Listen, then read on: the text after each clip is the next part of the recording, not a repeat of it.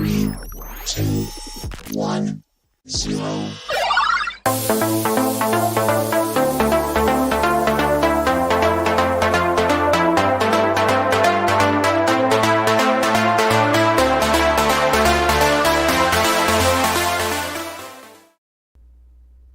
The big hand is at 12, the small hand is at 7, and that means it's time for Monday Night Nerd. Welcome, one and all, to the Monday Night Nerd podcast. Thank you so much for taking time out of your Monday night to stop by and hang out with me. Tonight, we are talking about Kiss in comics.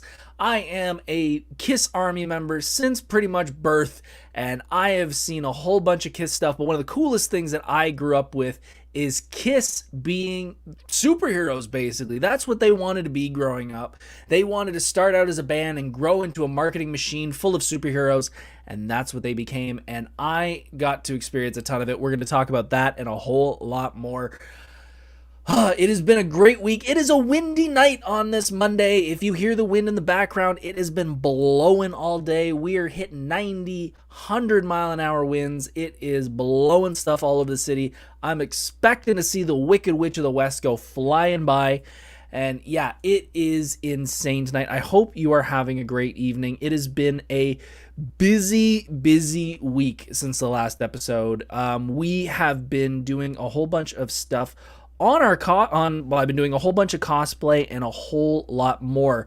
I've been working a ton on Mr. Ghost Rider over here, and you can see behind me, this is my Ghost Rider jacket on my brand new chair, which I'm super happy about. My old one was just killing me, and man, it is so nice to have a nice proper chair that I could sit in. And you know what, I always thought I'd want a chair that leaned back and I could kind of relax in. Man, I'm so glad I don't have that anymore. It messed my back up so much. It's nice to sit up nice and straight and tall, and I can already tell after only 24 hours that I'm already feeling better. So it has been a good week. It has been a busy week working with a lot of cosplay. If you didn't know, I go on Instagram Live and do my cosplay. I am also doing TikTok lives every now and then.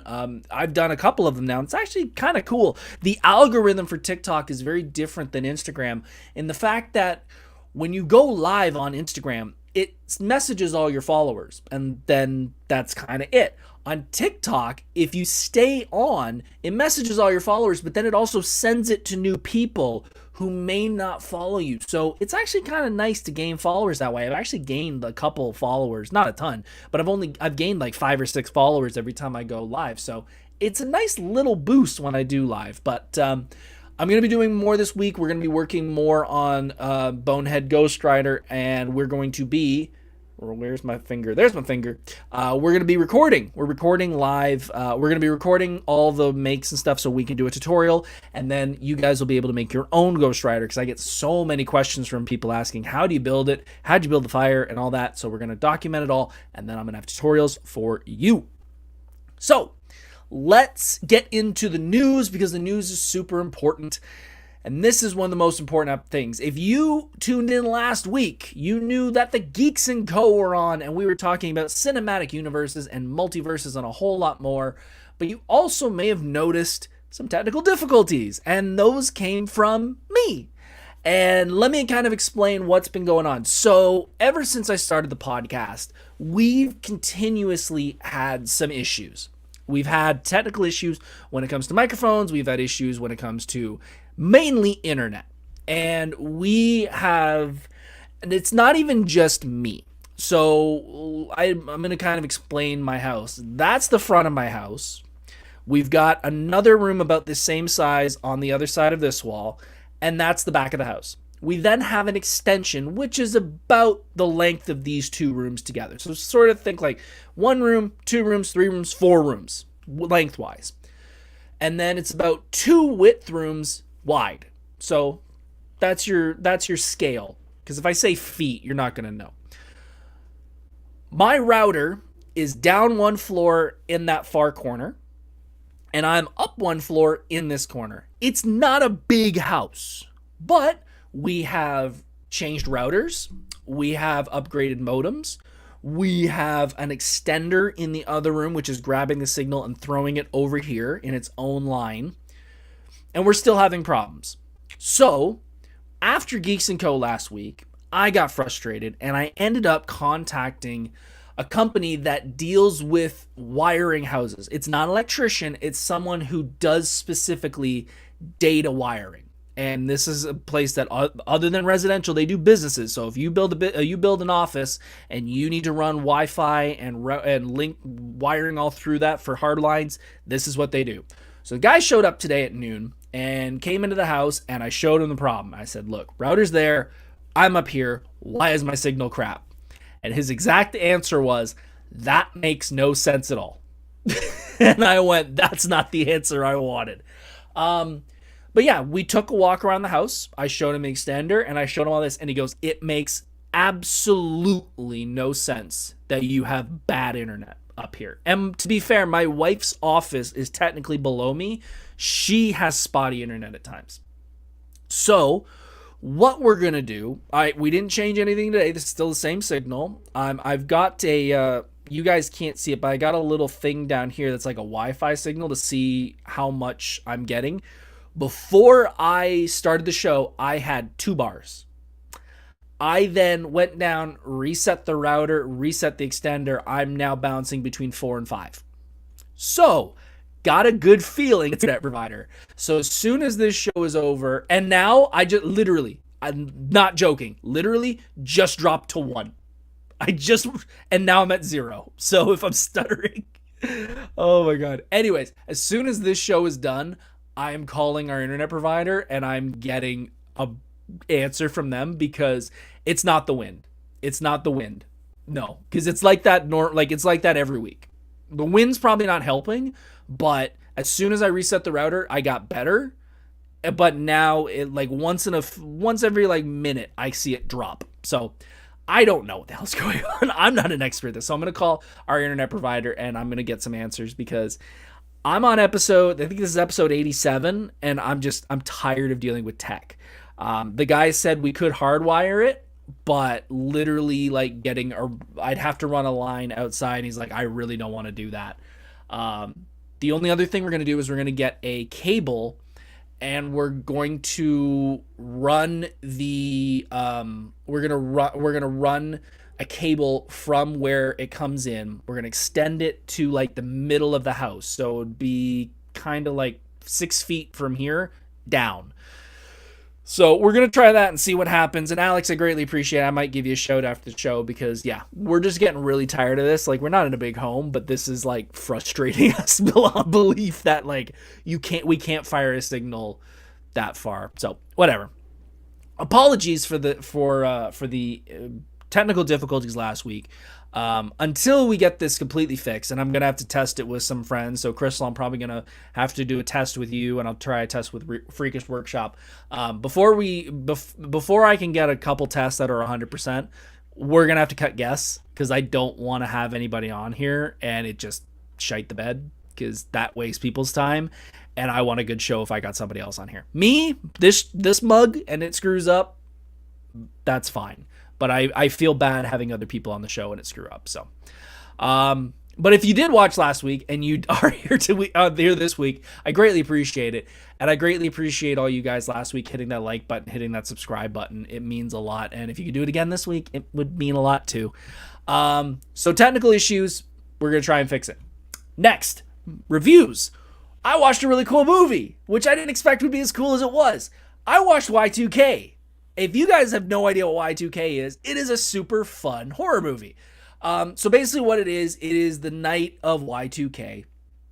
And a bunch of kids are at a party and they're celebrating. And what happens is a virus takes over, and it basically takes over all the machines in the world, and the machines start killing people.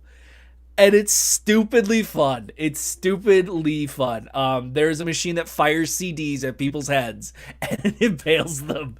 It's so corny and fun. I can't remember who the 2 main actors are, but the third actor that's in it is the kid from Deadpool 2 who has the flame powers. Really fun, really good movie. I highly recommend it. There is a cameo at the halfway point who lasts throughout the rest of the movie. And my jaw hit the floor when I saw it because I thought it was only going to be like a 2-second cameo, but he's there for the rest of the movie, and it is so fun to see him act. I don't want to spoil it. You could probably screw it. You guys can check it out online. Fred Durst is the character, is the actor, and it's Fred Durst being Fred Durst. He's just so fun. He's such a goofball in it. He helps distract everybody by singing Faith, like the George Michael cover that Biscuit does. It's so funny. Anyways, go check it out. It's like an hour. It's like not even 2 hours, but it's such a fun movie. The one part I saw a review before I watched it that said the machines don't make sense.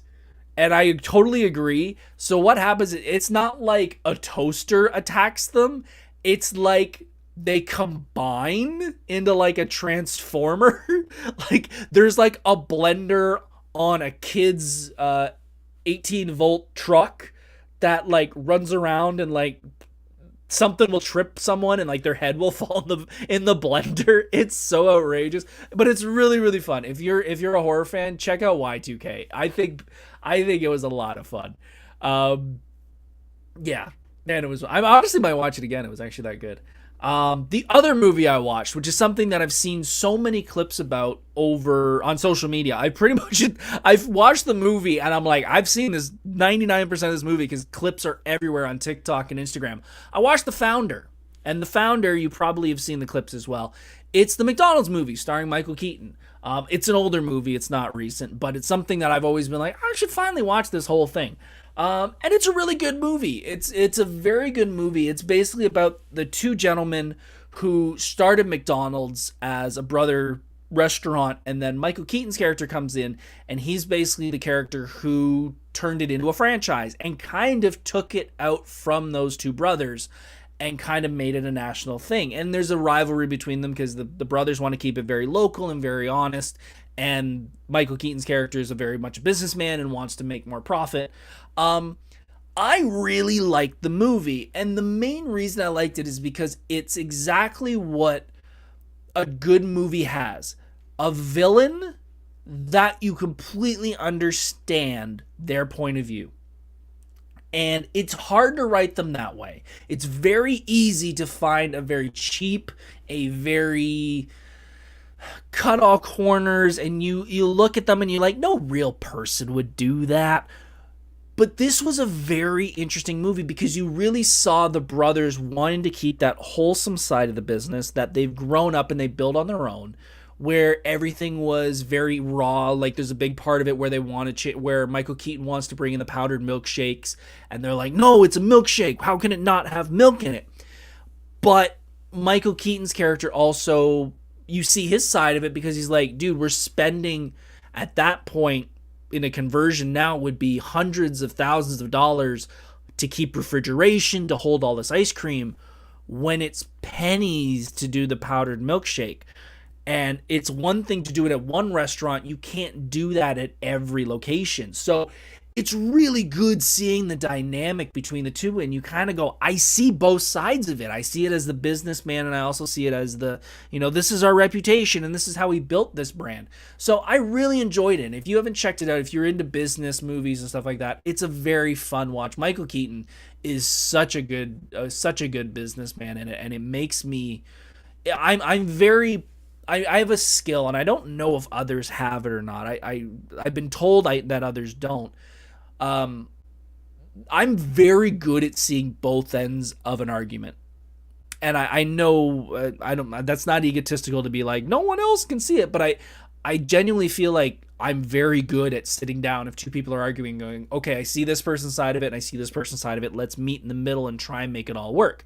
I really wish they would write more villains like that and more heroes, because it makes a movie watching experience for me. It makes me really enjoy the characters, because like I said, I've seen so many, not not just villains, but like anytime there's like kid bullies who are like, I'm randomly picking on you because you're a nerd. I'm like, it's so cheap writing. Like, I'm not saying that never happens, but like, you gotta be joking that that's the one thing that's gonna, like, it's just cheap writing, in my opinion. But yeah, it was really, really fun. I hope everybody goes and watches it. Daredevil trailer. We got a Marvel trailer. Marvel. We are jumping back into the Daredevil universe. If you have watched the first 3 seasons on Netflix, you are going to be very happy that they are bringing everybody back for the new Daredevil Born Again series. The trailer was released 2 weeks ago. I didn't get to talk about it last week because, you know, we had the Geeks & Co guys on. I didn't want to take more time. My internet signal's literally going 505050. Jesus Christ. What did I think of the trailer? I liked it. I've met Charlie Cox. He's super fun. So seeing him back in the in the role of Daredevil is really cool. I'm super excited to see him back. I have been a Kingpin fan for a long time. I think he's one of the best villains in the Marvel Universe. It's good to see them back. I think they're going to do a killer show. It looks like they're going to go hard, which is great. I think if they tried to pull it back and said like, we're not really going to push the envelope like Netflix did, I think they would have fallen flat on their faces. So seeing the trailer and seeing Charlie Cox and D'Onofrio just go at it, and more like Charlie Cox beating the daylights out of everybody, was really, really, really cool to see. So I'm super excited to see what this series is going to be. I never saw Daredevil 3. I never saw season 3. I watched season 1 and 2, and then by the time 3 came out, that was when DC was pushing out all their shows, and Marvel had Jessica Jones and Luke Cage and Punisher and all that, and I just got burnt out. I flat out got burned out. I'm a big comic fan, and I will watch almost anything now, but there was definitely a time in the mid-2000s where I was like, guys, I don't have the room to take any more comic movies and shows. Like, yeah, I think there was a point where it was Arrow, Flash, Supergirl, Daredevil, Jessica, Luke Cage, Defender. Like, it was just too much. So I never saw season 3. I will probably watch season 3 just before this comes out because I do want to make sure I'm caught up on it. But I'm excited. I think Daredevil's a great character. Like I said, I met Charlie. I've been a Vincent D'Onofrio fan since Law & Order. I've always been a Law & Order fan, so seeing him come back as a great villain like Kingpin has just made me so happy. So I'm excited. I'm really excited, and I think you guys will be too.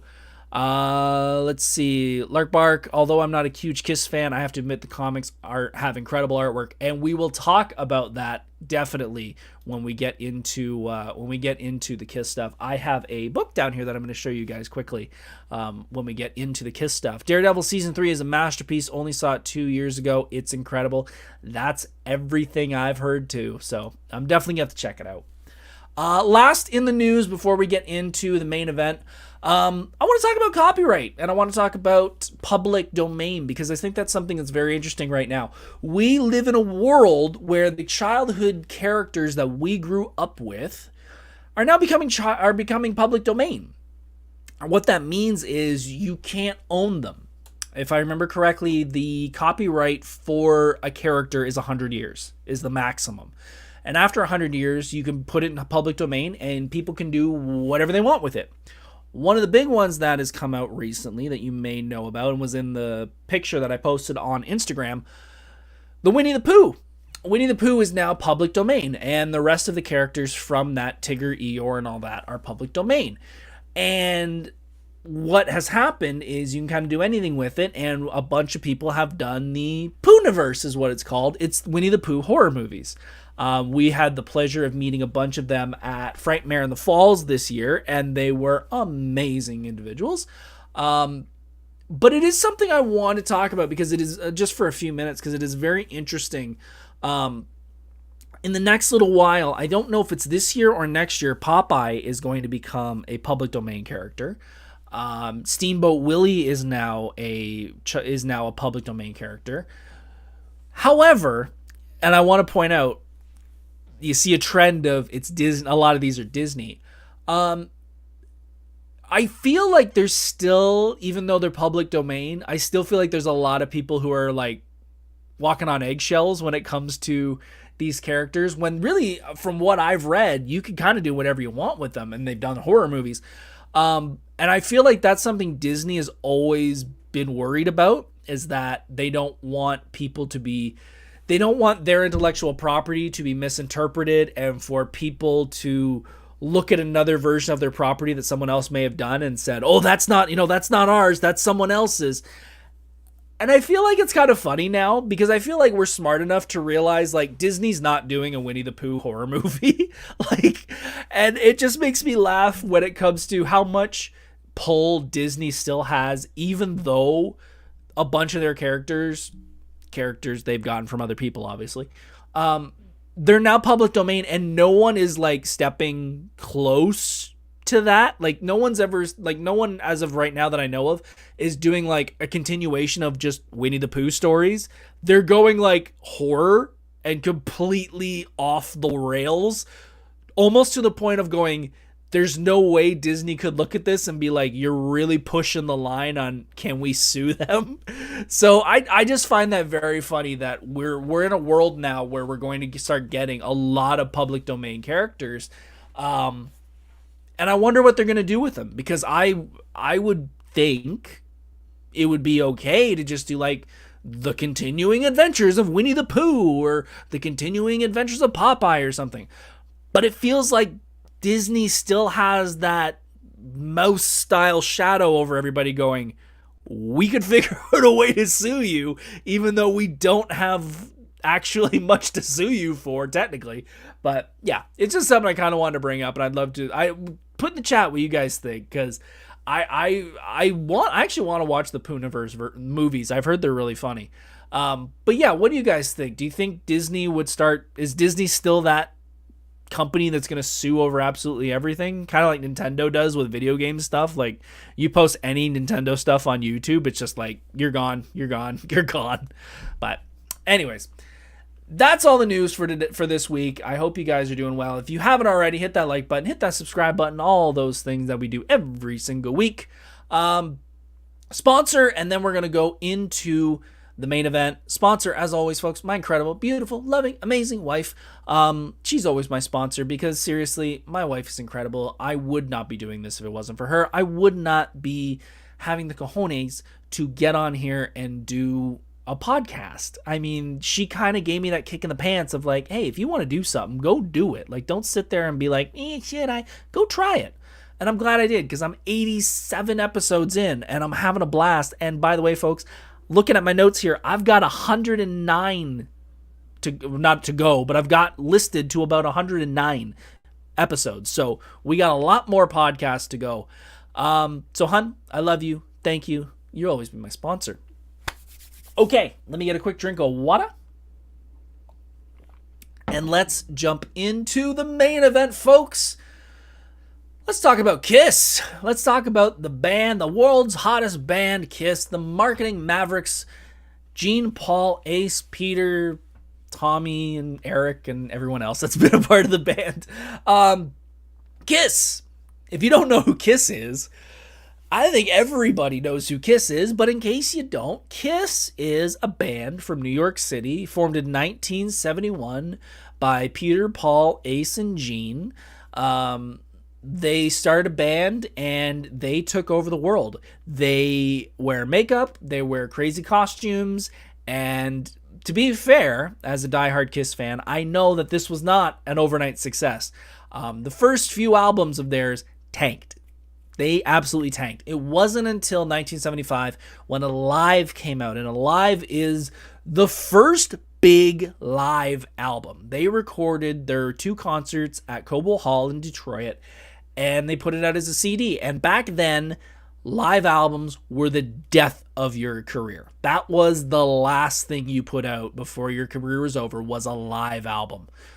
Kiss, on the other hand, went, well, we're going to put out a live album, but we're not going to tell you, but we're going to edit the crowd so the crowd sounds 10,000 times bigger and 10,000 times better, and we're going to tweak things a little bit so it sounds incredible. And that's how you got Alive, and that is how Kiss blew up, because everyone loves seeing their stage show and loves seeing them live. They just needed to hear it on an album, and they did that, and then Sky was the limit.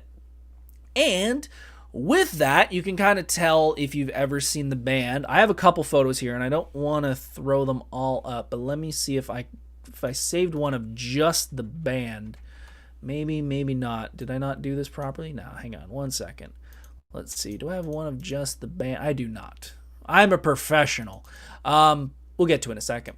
So in 1975, they blew up.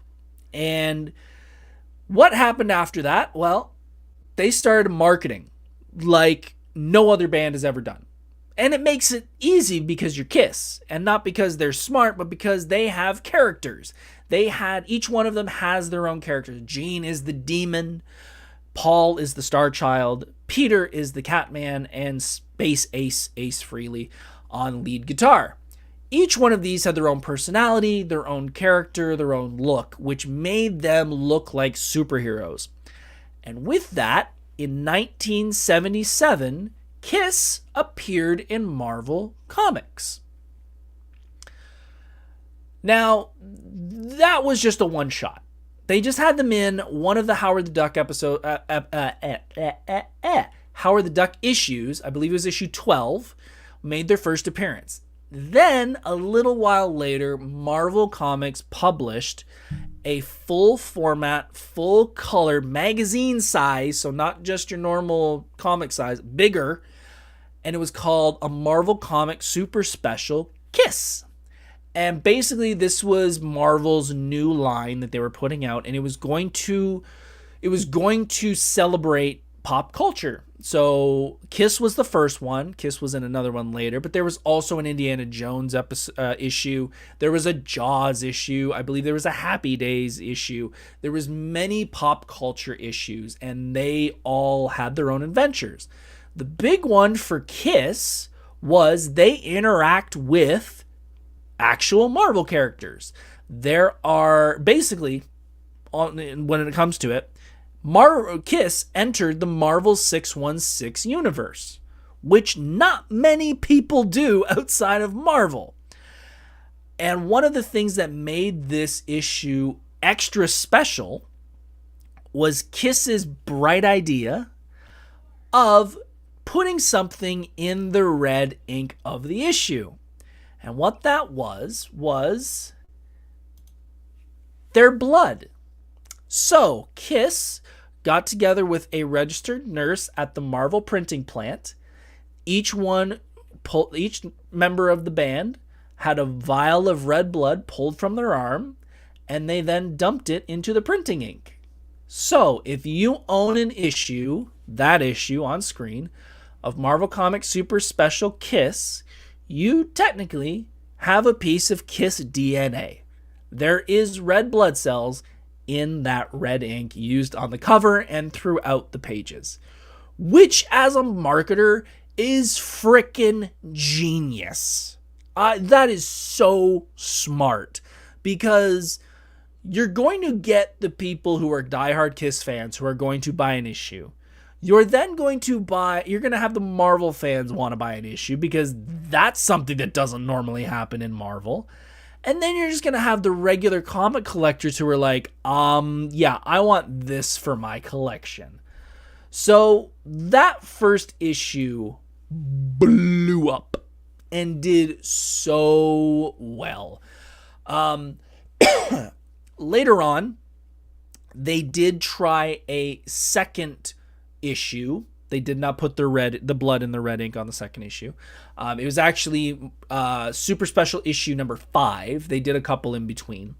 And it didn't do as well, because the red blood and all that was publicity and all that. But it still sold well. It just wasn't the blow up that the first issue was. But the interesting part, as I said before we got into the whole blood thing, this is a band that is now technically in the Marvel 616 universe. There are interactions with Psylocke. There are interactions with Doctor Strange. This was pretty cool to have your favorite band, if you're a Kiss fan, in the comics world and actually interacting with the characters. This isn't just a Kiss issue. This is Kiss with Marvel characters. So, I'm just saying, if you know what's going on with Kiss right now, they have officially retired from doing live shows. However, they have stated that they're an Avatar style show. If you've ever seen the ABBA one that is in the UK, there are digital avatars of the band on stage, and they can do crazy things with them. Well, Kiss is going to be doing their own version of that. I think it would be really cool, even just as a cameo. I'm not saying they have to be in it, but it'd be really cool if the MCU did mention Kiss, because I think that would be something that would be pretty darn cool. Not even just like, as I'm a diehard Kiss fan, so I would enjoy it, but even just little nods to it. Like, if you don't know, when Gene's playing the bass, he holds the pick like this, and then he throws that up, which sign language is I love you. But the reason he started doing this is because this is the sign that his favorite character, Doctor Strange, does.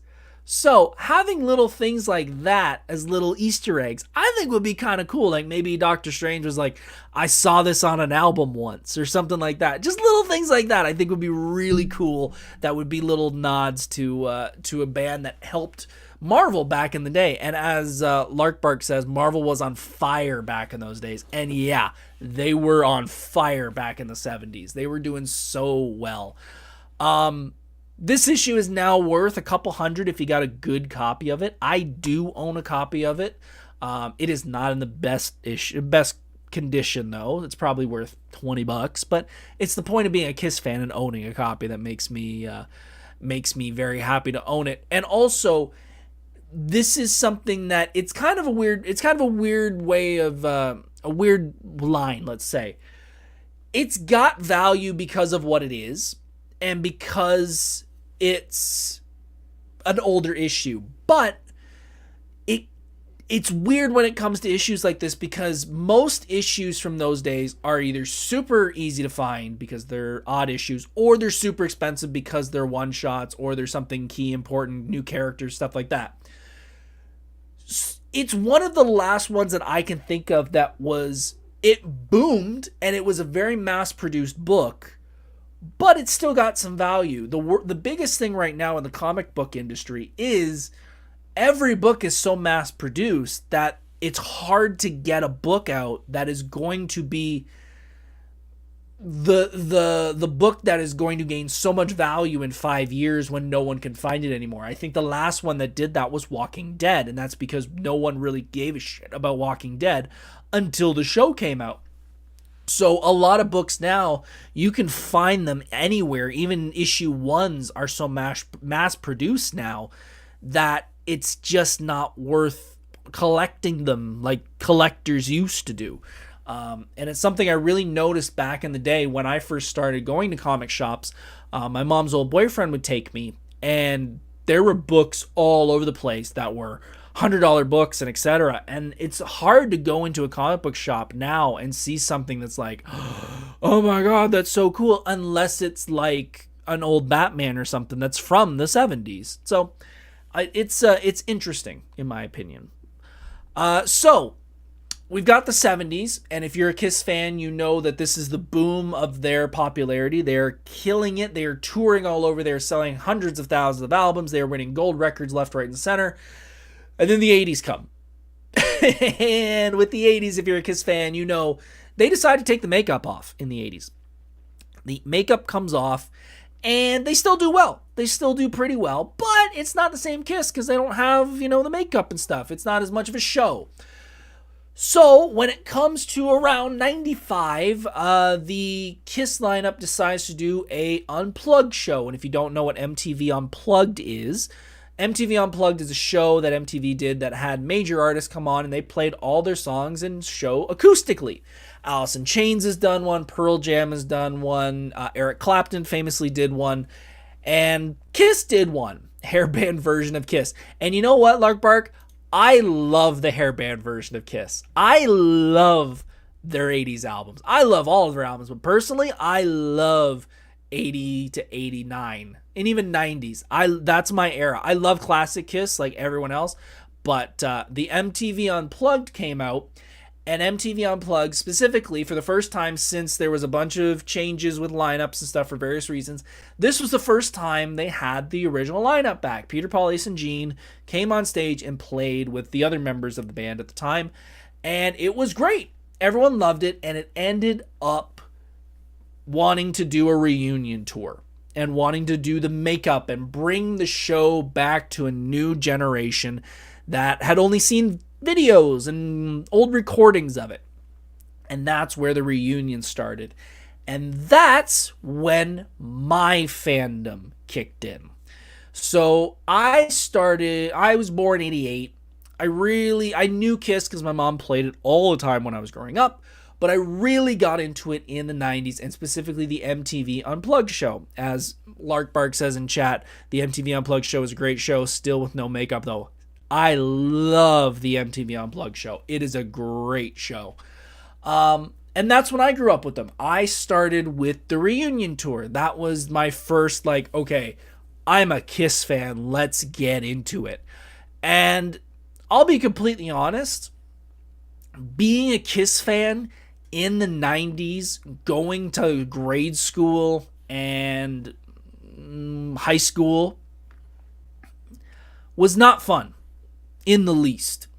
It was one of the worst fandoms you could be a part of because nobody your age understood. They didn't grow up with it. And I completely understand that. I also grew up reading comics. And I also grew up being a wrestling fan. So I picked a bunch of fandoms at the same time that, except for wrestling for a short period of time in 98, 99, everybody made fun of me. I will be completely honest, and please, I apologize for the word I'm about to use, but I clearly remember everybody, and I mean almost everybody in my class, saying I'm listening to the Fag Band, because that was what they were called at the time, and they mentioned that name in the Detroit Rock City movie, and I instantly had a flashback to I remember everyone saying that. It was not cool. And I'm also an artist at the time, so I'm drawing in my notebooks and stuff and drawing wrestlers and drawing Kiss, and I am just being made fun of all the time. Did I care? No. I've always been that person who's like, I don't give a crap. But seriously, all the time I would hear it. And it was, it was okay. You kind of just, I roll with it. Again, with the name Michael Myers, you're kind of used to people saying comments of stuff and shit like that, but it got annoying after a while. But with the reunion tour came a new album. And the new album with the original lineup for the first time was an album called Psycho Circus. And if you don't know the name Psycho Circus from music, you probably have seen it in comics, because Gene, Paul, and all of them got together with a little-known artist, little-known Canadian guy. You may not have heard of him. He's not really done a lot. What's his name? Todd McFarlane. They got together with Todd McFarlane and Image Comics and said, we're going to create this new album. We want you guys to do a bunch of toys, because Image was blowing up with toys at that point. And we want to do a new comic book series. And that comic book series was known as Kiss Psycho Circus. Now, this is an interesting part for me because, again, I was made fun of all the time. All the time. Marcy in chat says my mom is pregnant with me at a Kiss concert in the 70s. Marcy, that is a hell of a story. That is so cool. So, I'll sidetrack on that. My mom, backtrack even more. They shot the end of Detroit Rock City. If you've never seen the movie, the movie's Detroit Rock City. It's basically a bunch of kids going to see Kiss for the first time. They shot the end scene, which is Kiss in concert, at Cops Coliseum, First Ontario Center in Hamilton. And my mom and my aunt are in the crowd. I am so jealous of that. I was just young enough that I couldn't go. But I wish I did. Because it was like, and the part that frustrates me more than anything is my mom was like, you're too young to go. And I think it was like the next year or the year after. It was like a couple years after was their farewell tour. And my mom took me to that. So I'm like, 2 years? Like, come on. Anyways. But so with that came the Psycho Circus comic. And again, I'm being made fun of because I'm a comic book fan, I'm a wrestling fan, I'm a Kiss fan.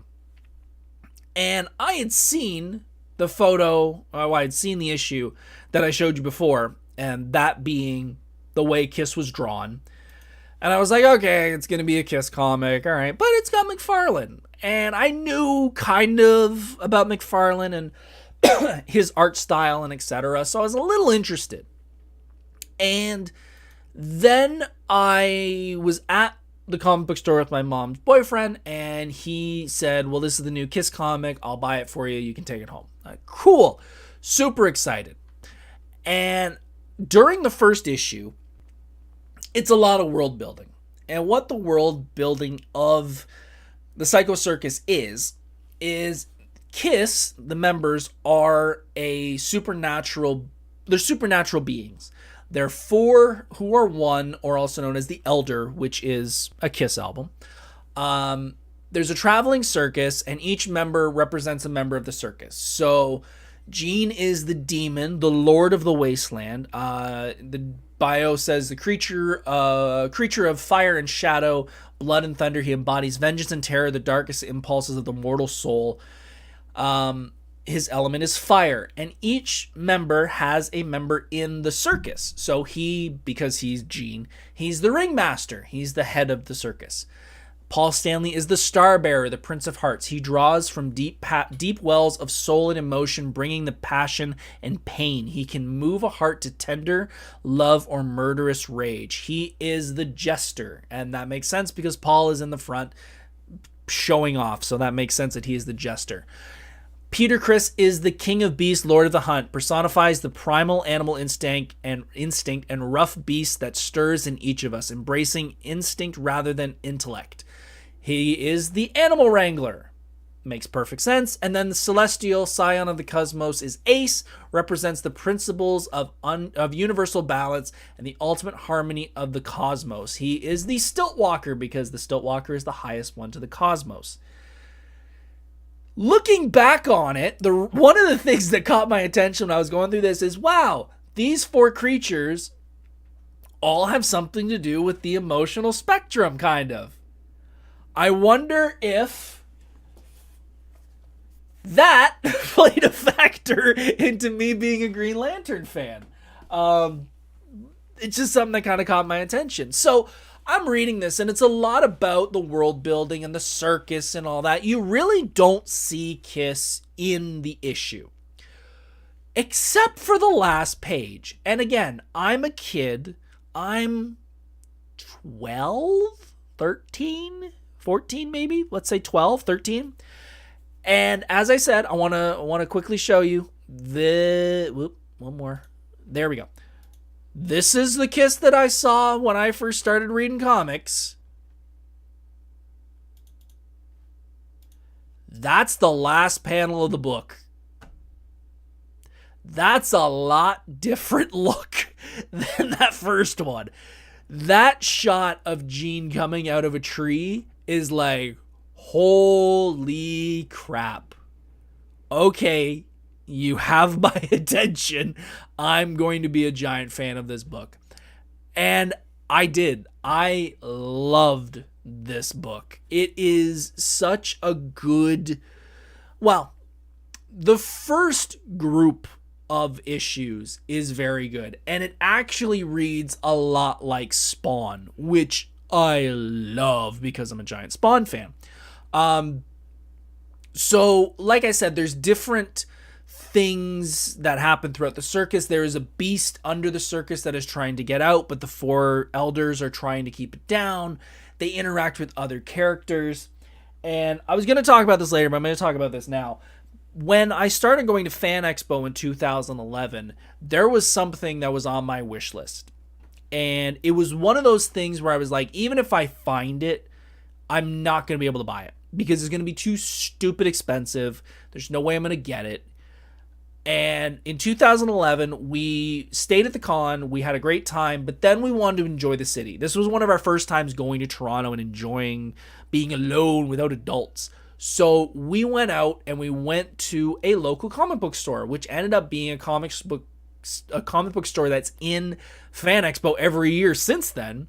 And that was BMV. And when I got there, in the comic book section was this mother. This is the Kiss Compendium. And what this is every Kiss comic book since the original, all the way up through after the Psycho Circus run, they went with Dark Horse. And this is heavy as hell, to the point that me holding this with my one hand hurts. And this cover price is US $75. I think in Canada, Canadian, that worked out to probably about $100, maybe more. This was $20 when I walked in the store, and I went, sold. I'm buying it. And there wasn't the only one. There was a couple. I was super excited to have this, and this was when I realized stuff gets heavy after a while, because we were probably 20-minute walk away from the hotel, and I had to walk home, back to the hotel, carrying this sucker pretty much in a shopping bag. Learn that real quick. Learn to figure out how to get this thing home before you buy it. Lark Bark says, it's great to see you're a Lantern fan. It always makes you happy to see people expressing enthusiasm for the character. Honestly, and I love the picture that's popping up right now, the Blue Lantern. Yeah, I've always been a Lantern fan. I've always loved him as a character. All the versions too. Jon Stewart, Kyle Rayner, Hal Jordan, Jessica, and all them. Always being a Lantern fan. So this has everything in it. And as I said, there was definitely artwork in the book of Psycho Circus that just caught my attention, because again, this is the McFarlane group doing these books, and over someone sick dying in bed, and all of them are over top of them as spirits. Just incredible. And again, I'm 13 at this point looking at these books going, this is a different version of Kiss. There's an issue, where is it? Issue 3, The Nature of the Beast. This is a very Peter-centric book. And when I say this double page is in my memory as one of the craziest things I read growing up. Basically, this issue is 2 hitmen have shown up at the circus, and they're wanting to kill someone who works in the circus. I can't remember exactly who it is, but the elders find out about this, and they start hunting them. And at one point, they get one to go through. They scare him into the woods of the circus. The circus is basically in a big giant field in the middle of nowhere. And that page jumped out at me as a kid. That is Peter surrounded by a lion, a tiger, and a panther, all with Kiss makeup. And that is the guy staring up at him. In the next page, I'm not going to show you it, but the bad guy fires a gun at Peter and misses. And when they catch him, Peter changes the guy into a wounded gazelle. And the lion and tiger and panther attack. And again, as a kid, I'm like, this ain't Marvel. This is not a kid's comic. So it's stuff like that really caught my attention and went, this is a different Kiss. This is a different way of looking at the characters. We are not just rock and roll all night and party every day. This is different. This is dark. This is cool. This is fun. They ended up doing a PC game about the story, and it sucks. It's like a really bad Quake. And yeah, I've never played it, and I honestly, as a Giant Kiss fan, have no desire to play it. Yeah, the artwork is incredible, as Lark says. It really made me fall in love with comics. And when people say, what was your first comic? Like, I read Spider-Man growing up. I read X-Men growing up. I read Batman and all that. But that is what got me into comics. And like, okay, we're a fan now. Where do we go from here? And it led me to Spawn, and it led me to all of that, and collecting Wizard magazines down here that I still have from, when I was a kid, and since then that I bought secondhand. But yeah, Kiss kind of took over, and the Psycho Circus book did very, very well. I wish they did more. They did 31 episodes. 31 issues. It was from 97 to 2000. And by the 2000 mark, I would say probably by issue 25, they were starting to run out of ideas. They were really starting to go in very different routes. The circus itself had kind of taken up 10 issues, and then there were issues where they were all samurais. There were issues where they were... What was the other one? There were some other creatures. Yeah, it kind of got really watered down and weird, so...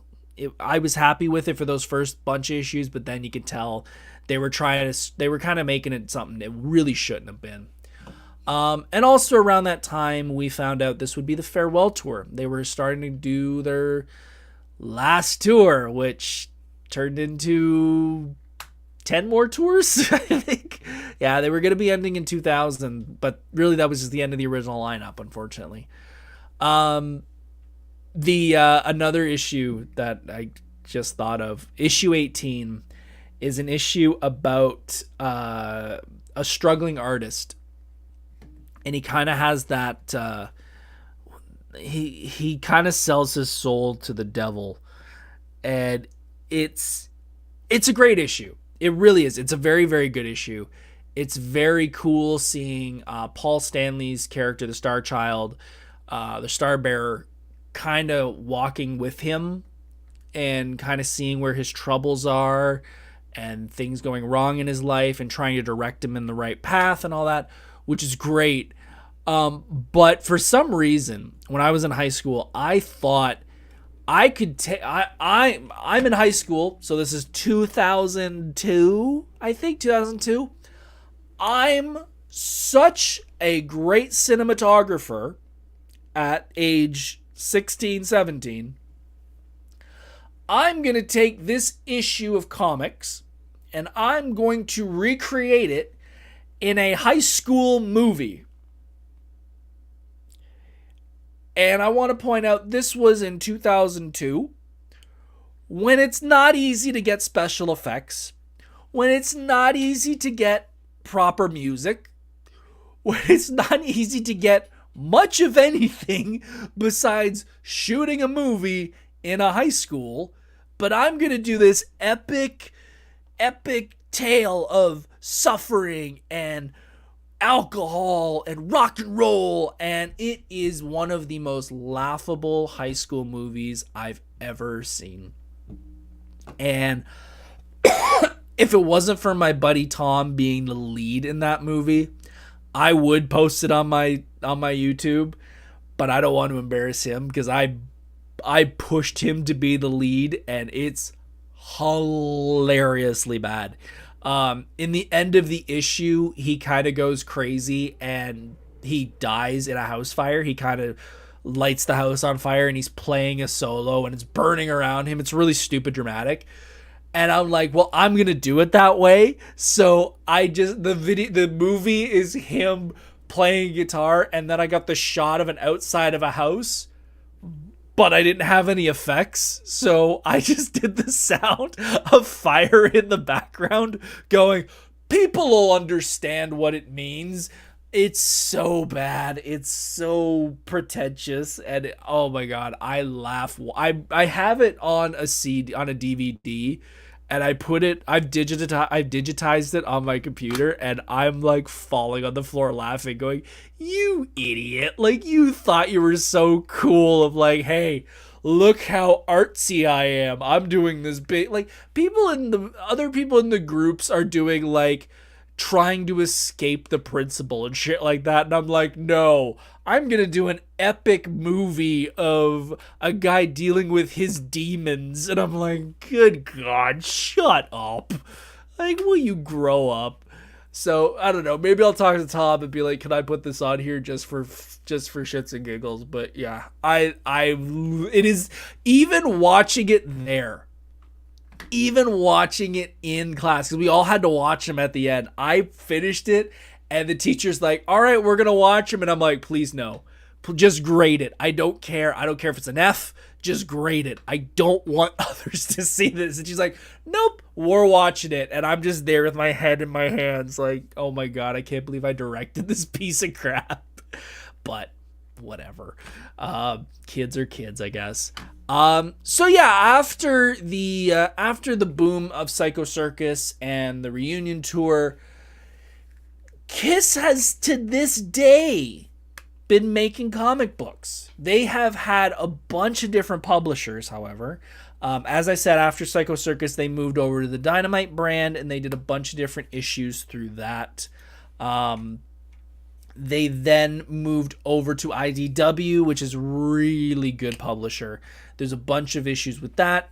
They've teamed up with almost everybody you can think of. They did a run where they teamed up with Archie. They did a run where they teamed up with Scooby-Doo, I believe. And then lastly, they've been with Platinum for the past few years. And I haven't really read a ton of them. I'm not a big fan of their art style. Again, I grew up with Image and Farlin and all those. But like, let me see if I can find one in here. Let me see. Where's a good shot? Yeah, like it's all cartoony.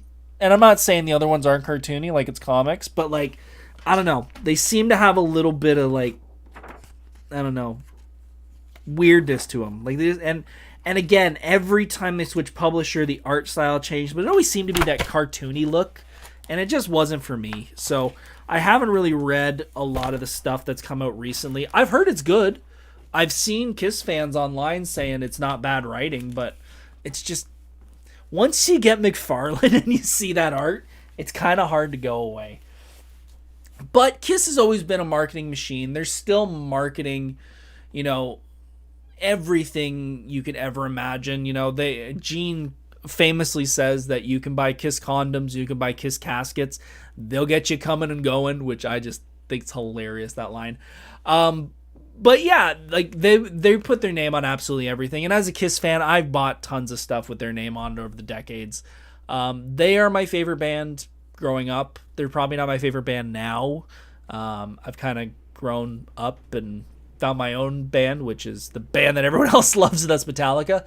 But yeah, they definitely shaped my comic book interest and my fandom, and just the look of, I know I would have been exposed to McFarlane at some point, but that being the gateway, and even just like, let me throw this up here, like even just this being the cover of the first issue, like that's intriguing if you're a comic fan. Like if I'm a kid and I'm a Kiss fan, like that cover alone is like, what's going on here?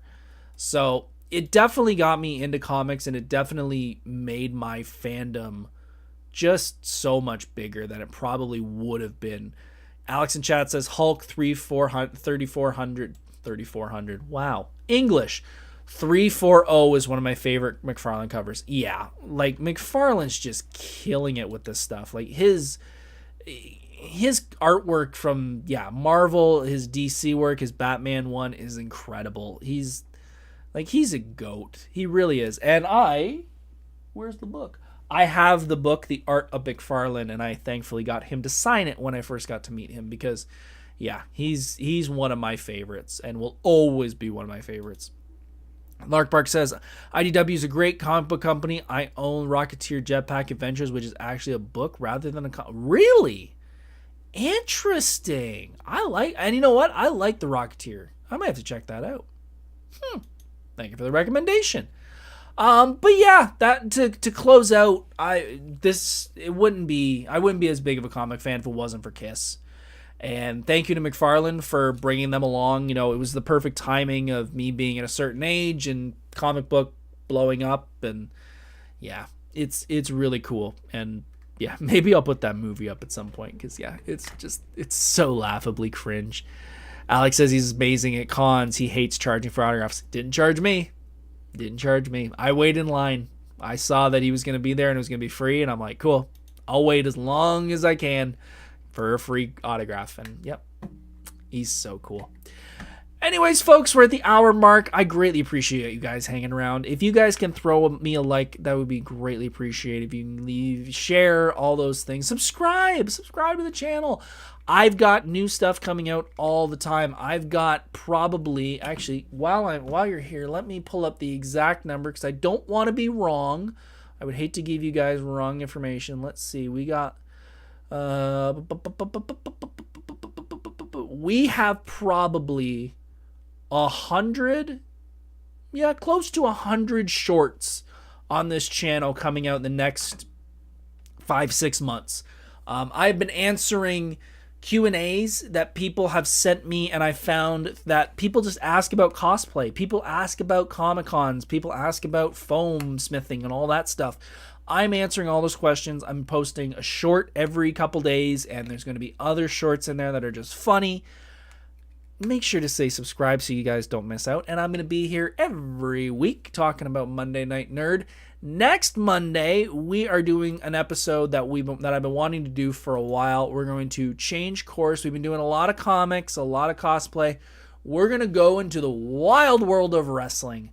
We're going to talk about... Do you often stream on Mondays, Lark Park? Every single Monday, 7 p.m. Eastern Standard Time, Monday Night Nerd. Next week, ECW, was it really that good? If you're a wrestling fan, this is the episode you want to tune into. ECW, Extreme Championship Wrestling.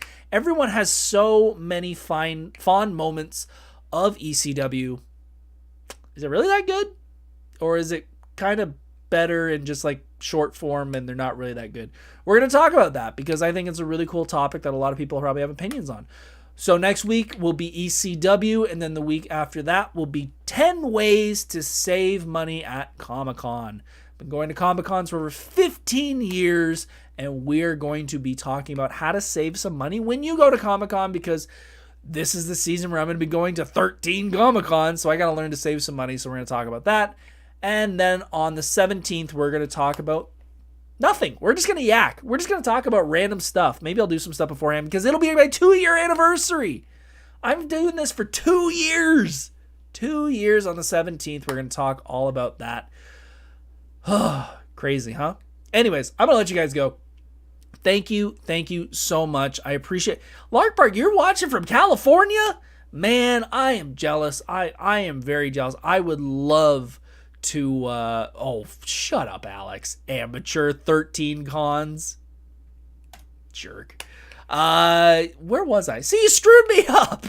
Where have I been? You've been busy, and that's perfectly fine. Now you're here, though. We got 86 episodes in the back that you can watch, talking about all different types of stuff. But yeah, I'm gonna let you guys go. Hit that like button, hit that subscribe button, a whole lot more. I will see you next week on Monday. If you, by the way, Lark Bark and anyone else watching, you can follow me on social media, Myers Corp Cosplay. I'm probably going to be doing some live streaming on there in the next couple days, doing some builds and stuff.